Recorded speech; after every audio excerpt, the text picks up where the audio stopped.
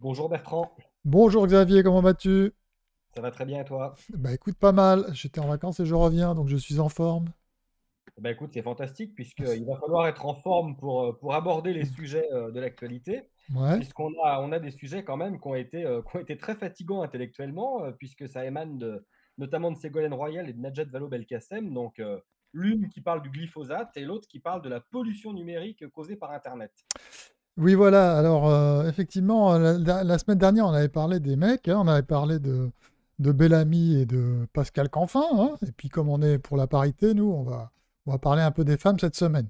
Et donc, effectivement, il y a cette chère ancienne ministre Najat Vallaud-Belkacem, qui était ancienne ministre de l'Éducation nationale quand même, qui a fait une tribune dans un grand journal français qui s'appelle Le Figaro. Tu vois, des fois, on a du mal à passer les tribunes, mais certains ont des facilités, dont elle, pour dire manifestement des choses hyper intéressantes. Alors elle veut carrément introduire des quotas numériques. Par exemple, on aurait le droit chaque semaine qu'à 2 gigaoctets, ou alors je ne sais pas quels sont exactement les mégas ou gigaoctets, moi je suis très nul là-dedans, mais limiter en tout cas l'Internet, puisqu'il y aurait plein d'avantages à cela, et dont évidemment l'avantage écologique, puisqu'on sait que l'Internet nécessite beaucoup d'énergie pour stocker les données notamment, et donc ça aurait un impact sur la pollution. Et puis bien sûr, ça aurait tout un tas d'autres effets bénéfiques sur notre santé mentale. Évidemment, par exemple, elle dit un truc assez marrant, elle dit peut-être cesserons-nous de considérer comme normal de passer plusieurs heures sur des sites pornographiques à regarder des vidéos ultra HD. Alors, je sais pas, c'est peut-être une... Elle dévoile peut-être un peu sa vie privée, là. Mais en tout cas, voilà, elle parle aussi de ces choses-là qui sont dans l'actualité, parce que forcément, passer beaucoup de temps sur Internet, c'est pas forcément très bon, mais ça dépend ce qu'on fait en fait, parce que Internet c'est aussi génial. On peut regarder bon, Squeezie, bon, c'est moyen, mais il y a aussi plein de tutos intelligents pour apprendre à bricoler, et il y a plein d'émissions géniales sur l'histoire, la science. Enfin, franchement, on pourrait même éliminer la moitié de l'éducation nationale et mettre les enfants devant YouTube, devant des émissions et des profs très très intéressants. Mais donc là, elle préfère la méthode un peu dure. Et c'est un débat qui revient tout le temps, sans cesse, depuis très longtemps, en fait. Et avant Internet, c'était quoi? Les guignols le disaient, hein, les guignols de l'info, pour ceux qui ont connu, c'était j'arrête la télévision, arrêtez, débranchez la télévision, quoi. Vous pouvez débrancher. Avant, c'était le débat sur la télé, on regarde trop la télé. Maintenant, on est trop devant Internet, ces débats sans fin. Et même au début des livres, on disait qu'on passait beaucoup trop de temps à lire. Mais en tout cas, voilà, elle serait pour carrément qu'on l'impose par la loi, quoi. Donc encore une idée très très brillante Alors, de punition. est-ce que ça pollue vraiment, Bertrand? Puisque le propos de Najat Vallaud-Belkacem, c'était d'expliquer que Internet polluait. Alors, pour donner une petite indication aux auditeurs, il y a le youtubeur spécialiste de la crypto Asher qui Ouais. a dit sur Twitter que, en gros, ce qu'elle proposait, ça correspondait à un épisode de 20 minutes de Netflix par jour. Donc, le quota est quand même très léger, puisque ça permettrait de voir 20 minutes d'épisode sur Netflix. Est-ce que ça pollue vraiment, tout ça? Bah écoute, ça pollue, c'est toujours pareil, ça nécessite de l'énergie bien sûr, puisqu'on va stocker des données, ces données vont être dans des serveurs, et ces serveurs vont être sollicités parce on veut y accéder, donc il faut qu'ils soient branchés en permanence, et ils ont besoin de l'électricité pour fonctionner tout le temps, parce que sinon rien n'est accessible en fait. Quand vous mettez une photo sur Facebook, si elle veut être regardée, cette photo, eh bien ça nécessite de l'énergie et que ce soit tout le temps alimenté en fait. Et évidemment, ça a un impact, mais ça a un impact en termes d'énergie. Alors, tout dépend comment est produite l'énergie. Il y a plein de solutions. Oui, ça a un impact, c'est clair. Mais, mais toute activité, encore une fois, a un impact. Et la question, c'est toujours la même. C'est est-ce qu'on va, par des restrictions, comment dire, qui viennent d'en haut, voilà, empêcher les gens de vivre, même si, eh bien, ils vivent dans certains excès. Ça, c'est sûr. Mais bon, il y a pas que la solution de l'interdiction, qui est toujours le réflexe permanent, et on veut faire un État administré, quoi, comme on le fait sur les autres questions écologiques. Mais tu disais, en fait, c'est pas seulement pour des raisons écologiques, quand même, dans son analyse, dans sa tribune, elle met l'écologie, mais parmi d'autres questions, si tu veux. Je t'ai cité Donc, la c'est de l'excuse pornographie, mais encore. Mais L'écologie est encore une excuse pour contrôler, punir, et limiter.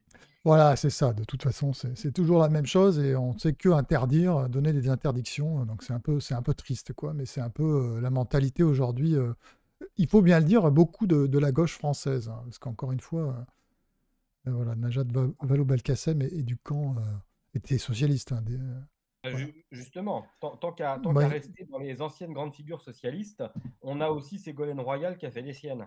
Oui, alors l'ancienne épouse de François Hollande est une politique, et pour ceux qui t'ont oublié ou qui seraient trop jeunes, donc une ancienne ministre même du développement durable.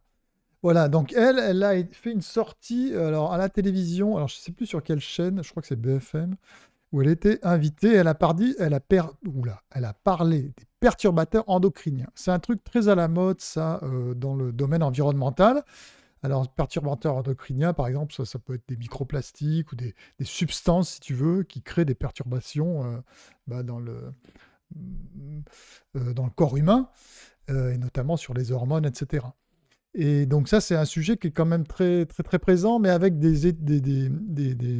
comment dire, connaissances scientifiques qui ne sont pas vraiment abouties. On ne sait pas trop sur quel pied danser et quelles conclusions tirer de tout cela. Mais elle y va franchement, et elle dit que les perturbateurs endocriniens sont à l'origine de la dysphorie de genre qu'on voit beaucoup en ce moment, et elle vise particulièrement le glyphosate. Le glyphosate, donc, cet herbicide qui est utilisé, qui n'est pas interdit maintenant puisqu'il a été réautorisé en Europe pour une dizaine d'années. Et La, donc, la dysphorie de genre, si on veut faire simple, ouais. en gros, elle indique que le glyphosate occasionne la transsexualité. Oui, oui, c'est ça, ou en tout cas, oui, oui, enfin, les problèmes de genre qu'auraient les enfants notamment. Euh, oui, c'est ça. Et donc, bon, à mon avis, là, bon, je peux pas. Si tu veux, c'est vraiment des sujets sur les perturbateurs endocriniens qui sont vachement difficiles à traiter parce que l'état de la connaissance n'est pas assez approfondi. C'est des choses qu'on voit de plus en plus, par exemple, par rapport évidemment à tout ce qui est produits phytosanitaires, mais aussi avec les plastiques, microplastiques, etc. Mais encore une fois, d'ailleurs, on en avait un peu parlé, mais c'est assez peu documenté, justement. Et l'état des connaissances n'est pas suffisant là-dessus. Et elle va un peu vite, disons, à mon avis, pour, même si on peut se poser les questions, pour dire carrément, bah oui, voilà l'explication, quoi. Et d'ailleurs, on verra après, sur nos deux autres sujets, pourquoi il ne faut pas aller trop vite. Voilà. On va parler du loup et du dauphin tout à l'heure, hein, pour avertir déjà nos suiveurs. Mais on Je a... crois Ouais. qu'avant de parler du loup et du dauphin, on Ouais. avait un petit détour à faire par une actrice célèbre, Alexandra Lamy. Oui, c'est ça, parce que alors, Alexandra Lamy, elle a été interrogée aussi. Alors, elle se montre passionnée manifestement des problèmes environnementaux et tout, et elle dit qu'on ne fait pas assez de choses pour l'écologie et pour le climat, etc. Quand même, les états scientifiques nous avertissent. Et puis, elle est prise comme d'habitude, la main dans le sac, puisqu'elle a fait des vacances récemment à Madagascar, je crois, ou je sais pas où, quoi. Donc, c'est toujours un peu pareil. Euh, on donne des leçons, mais dans sa vie quotidienne, vous voyez. Alors, est-ce qu'il faut faire à la méthode Belkacem, Vallaud-Belkacem, c'est-à-dire interdire, comme le voudrait Jean Covici, par exemple, qu'on prenne l'avion, ce qui pourrait s'imposer à Madame Lamy. Hein, en fait, voilà. En fait, voilà, la méthode Vallaud-Belkacem pourrait être utile pour qu'Alexandra Lamy cesse de prendre l'avion, et voilà. Et puis comme ça pourrait régler un certain nombre de problèmes aussi. Je suis ironique, mais t'as compris. J'ai compris. Alors, est-ce que dans ses pérégrinations de vacances, Alexandra Lamy croise des dauphins? Oui, alors, non, mais attends, Xavier, on va parler des dauphins, t'as raison, mais je voudrais juste rajouter, il y a une dernière nana dont il faut qu'on parle avant de passer aux loups et aux dauphins, des sujets aussi intéressants, c'est Marie Toussaint. Est-ce que La tu candidate sais... des Verts. Oui, Marie Toussaint, c'est effectivement là, elle n'est pas très connue, mais elle est la tête de liste d'Europe Écologie Les Verts pour les élections européennes. Et alors, elle a déclaré, c'est sûr, alors je ne sais plus sur quel média, je n'ai pas noté. Elle a déclaré que les normes environnementales, en fait, c'est très très simple. Et elle a cité encore une fois le glyphosate. Tu vois, c'est très très simple de se passer du glyphosate, quoi, en gros. Mais la fille n'a jamais discuté, alors qu'elle n'ait pas pratiqué l'agriculture, c'est une chose, mais dans sa position, qu'elle n'est jamais allée voir manifestement un agriculteur pour lui demander de ce qui en retournait, c'est quand même formidable. Parce que justement, c'est vachement dur de se passer du glyphosate, sinon il n'y aurait pas de débat. Le glyphosate, si tu veux, permet aux agriculteurs c'est simple d'utilisation, le glyphosate. C'est très efficace herbicide et ça a un très faible coût. Tu vois, il y a 3 choses très, très... Voilà pourquoi le glyphosate... et en plus, ça a des effets bénéfiques pour certaines filières qui sont performantes d'un point de vue environnemental, dont l'agriculture de conservation des sols, on en a déjà parlé. Donc ça favorise une certaine biodiversité, etc. Mais elle trouve que c'est facile, c'est tout le contraire justement. Et l'INRA l'a montré dans une étude, c'est pas facile de se passer du glyphosate, c'est très difficile parce qu'il faut labourer de plus en plus, il faut des machines plus performantes, donc ça coûte très cher, etc., etc. Donc voilà encore une personne qui n'y connaît rien et qui pourrait au moins aller un peu sur le terrain, demander aux vrais sachants, c'est-à-dire ceux qui pratiquent l'agriculture au quotidien, quoi. Très bien. Alors, tu Bon, m'interrogeais sur le loup. sur le loup et le dauphin, puisque je sais que le dauphin te tient à cœur, donc je voulais savoir de quoi il retourne. Oui, c'est 2 mammifères qui étaient dans l'actualité cette semaine. Et c'est des choses vachement intéressantes. Pourquoi? Parce que le loup, d'abord, c'est parce que 11 ONG nationales, ont lancé une campagne pour qu'il y ait un statut de protection stricte du loup, pour qu'on conserve le statut de protection stricte du loup. Or, la Commission européenne, après que des loups aient bouffé le, le, le poney de la présidente de la Commission européenne, Van der Leyen, mais pas seulement pour cette raison-là, on veut lui donner un statut de protection moins importante que la protection stricte. Bref, parce que pour qu'il soit plus facile à réguler, en fait. Et les ONG, en fait, sont vent debout contre ça et ont lancé une grande pétition, relayée bien sûr par Hugo Clément et toute la clique. Et, puis, qu'est-ce que je voulais dire d'autre?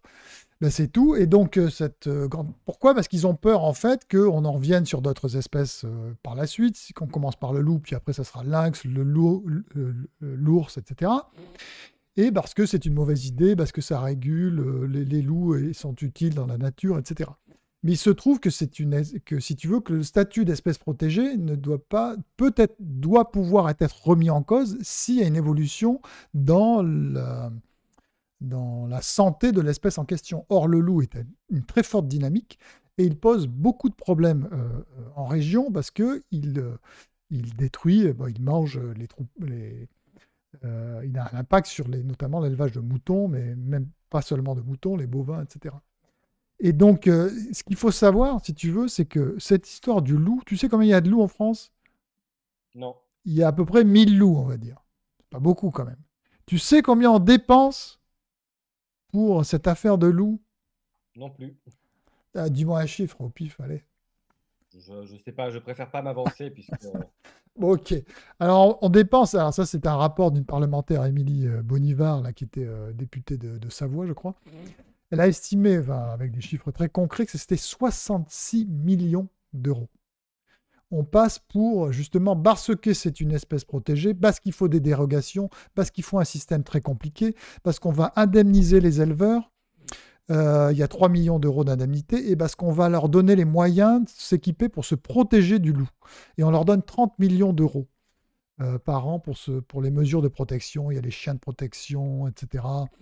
Les clôtures, enfin bref, il y a tout un dispositif. Et puis il y a un suivi, si tu veux, très compliqué des zones à loup qui est effectué par les services de l'État, etc. Enfin, en tout cas, ça coûte un pognon de dingue. Et notamment parce que c'est une espèce protégée.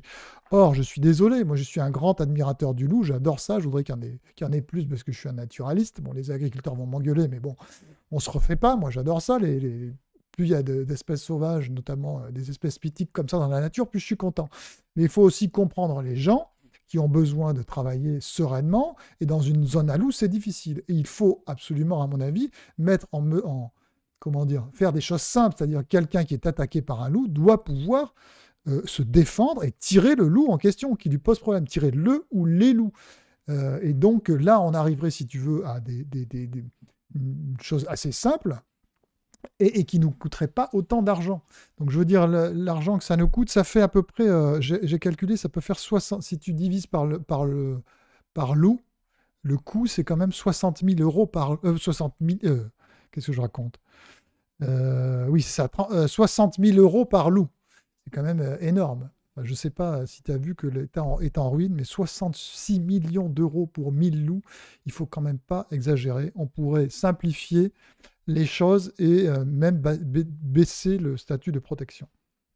Donc voilà ce que je voulais dire sur le loup, et je voudrais redire que le statut d'espèce protégée peut être mis en cause, encore une fois, en suivant l'état des populations.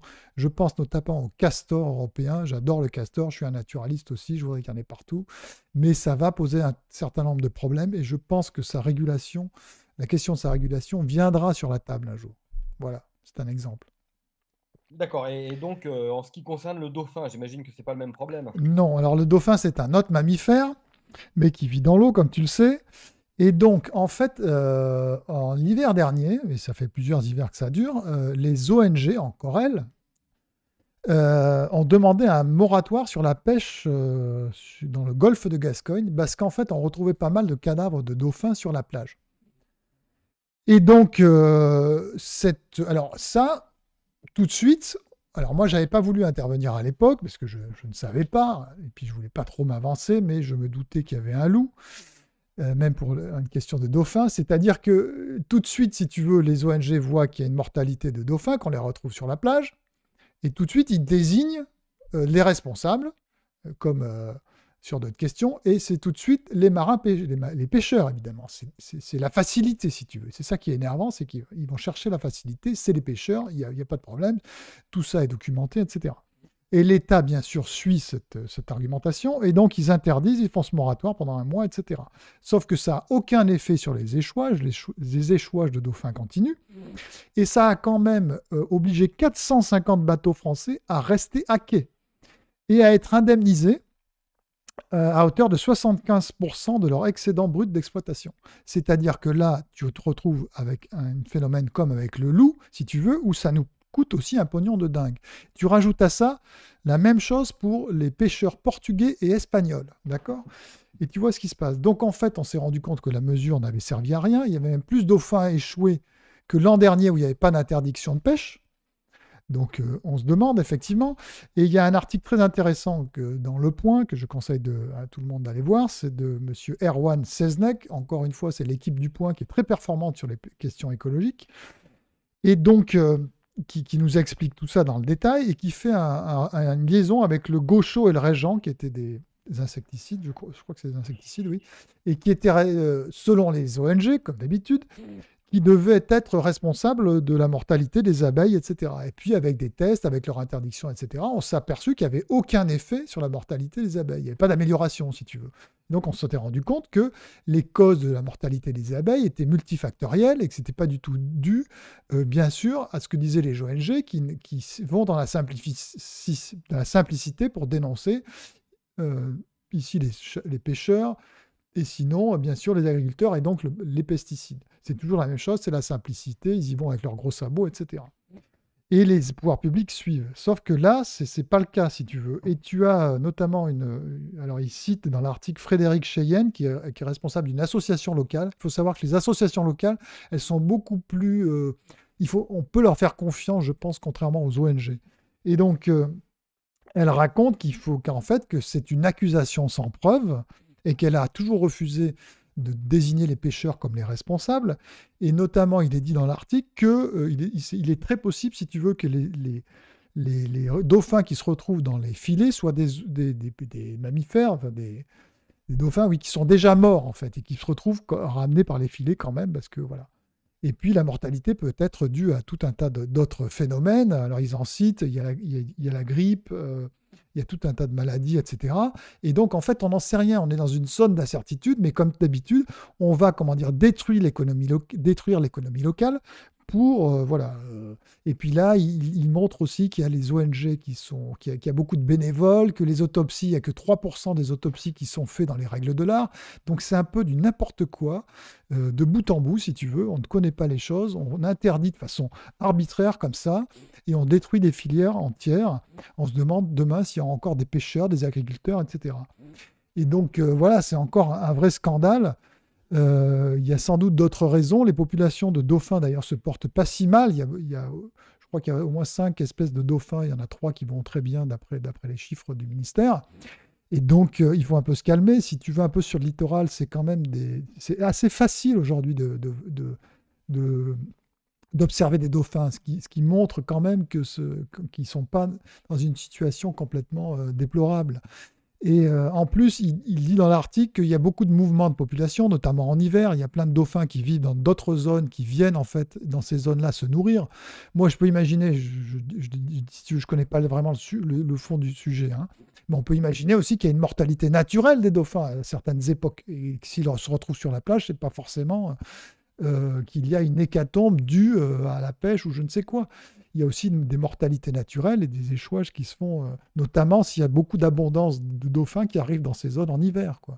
Je ne sais pas, en tout cas, il y a des grosses incertitudes, on ne sait pas ce qui se passe, mais tout de suite, on va désigner un bouc émissaire et on va l'empêcher de travailler. Et là, tu vois, le résultat de cette mesure prise par l'État, manifestement, montre qu'on avait fait les mauvaises hypothèses. En tout cas, il faut encore travailler. Donc voilà, c'est un peu triste, mais c'est l'écologie radicale jusqu'au boutiste et le fait que les pouvoirs publics sont complètement sous l'emprise des ONG, quoi. C'est complètement dramatique. Il vaut mieux, encore une fois, voilà, Frédéric Cheyenne a l'air d'être quelqu'un qu'on pourrait inviter sur un live, tiens, pour essayer de parler de toutes ces questions. Eh bien, merci beaucoup Bertrand. Alors, on rappelle que pour avoir une information un peu différente sur les questions écologiques, on s'abonne à la chaîne d'Action Écologie, l'écologie à l'endroit. On On like. like, on commente pour nous faire connaître. On a dépassé les 1000 abonnés Ah là, oui. donc la chaîne grossit. On peut s'en réjouir. On a de plus en plus d'audience et il faut que ça continue. Donc, Voilà. merci Il paraît que c'est beaucoup. plus facile de passer de 1000 à 10 000 que de 0 à 1000. Donc écoute, on Et attend on les. verra. On attend nos 9000 prochains abonnés pour fêter les 10 000 tous ensemble. Voilà, et on rappelle que on a une vidéo, un direct sur Jean Covici. Allez dans la partie direct qui monte. On a plein de critiques négatives et on trouve ça très bien parce que ça veut dire que ça fait réagir. On n'a que des insultes, on est des nuls, on comprend rien, etc. Donc c'est bien, on crée le débat. Allez voir cette vidéo Et toutes les autres. et toutes les autres, bien sûr. Merci beaucoup À Bertrand. bientôt, Xavier.